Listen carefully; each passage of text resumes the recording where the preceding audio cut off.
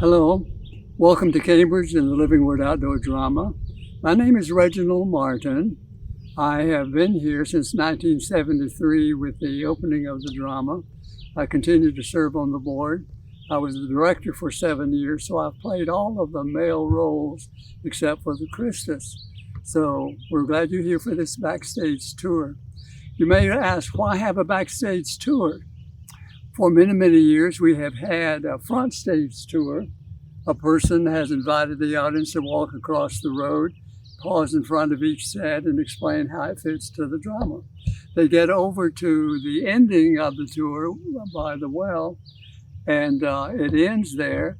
Invariably, they have said, "Can we see backstage?" And we have said for year after year, there's nothing to see backstage. There are a few chairs for the cast members. Well, we still would like to see backstage. So in 2012, we came up with a number of suggestions as to what we could do. And since then, we have had a backstage tour. People have enjoyed it, picking up a few additional facts with the drama.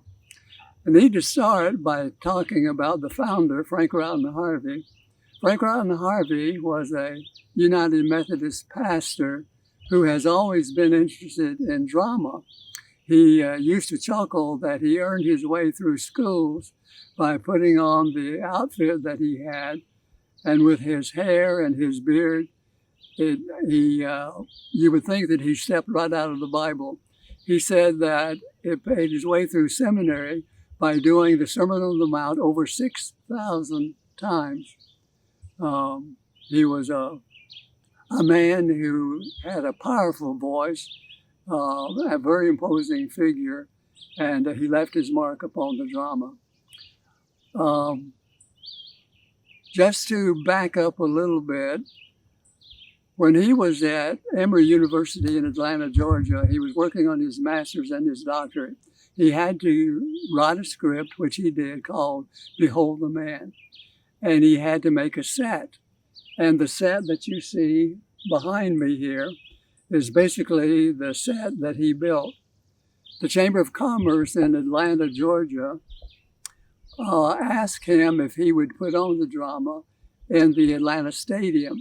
He did so in 1968 or 1969, using a cast of interracial people, over 500 in the cast, and over 55,000 saw the drama in the Atlanta Stadium.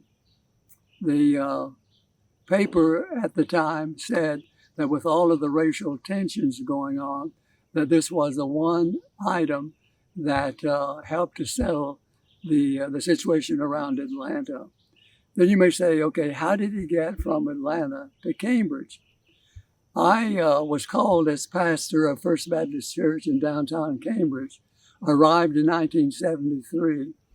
And the talk of the town was Bible lands, Bible lands. It seems that an organization had gotten together, and out in the intersection of 77 and 70, they were to build what I would refer to as a Walt Disney Bible lands.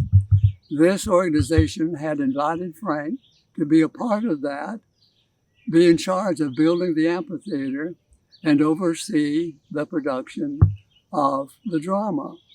The only problem is that it didn't fly. It didn't get off of the ground, and I have no idea what all went on. It's just that it didn't work.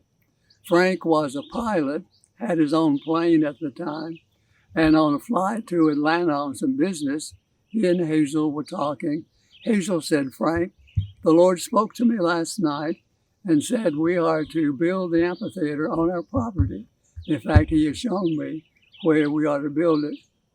Frank initially said, "Well, I don't doubt the Lord speaking to you, but something is going to have to change because I just signed a paper selling the farm as soon as we get back." They continued in Atlanta, did their business, flew back to Cambridge, but there was a message for Frank when he returned from the man who was to buy the property. He contacted him and he said, "Frank, I've had difficulty getting financial arrangements. I'm going to have to back out." Frank looked to Hazel as they relate the story, and Frank says, "Then the Lord truly wants us to build the amphitheater on our property. They came up, walked across the top of the property. He needed 200 feet for buildings. And as you look from archway to archway, that's almost exactly 200 feet. If you look on the hillside, there are paths cut. So we have a natural stage of over 100 feet that goes up the hill. To my right on this hillside are another series of paths, and we go over 100 feet up this hillside. So we claim over 400 feet of staging, which is the top, I think maybe the absolute top of any outdoor theater in the United States. Let's move on to the next set.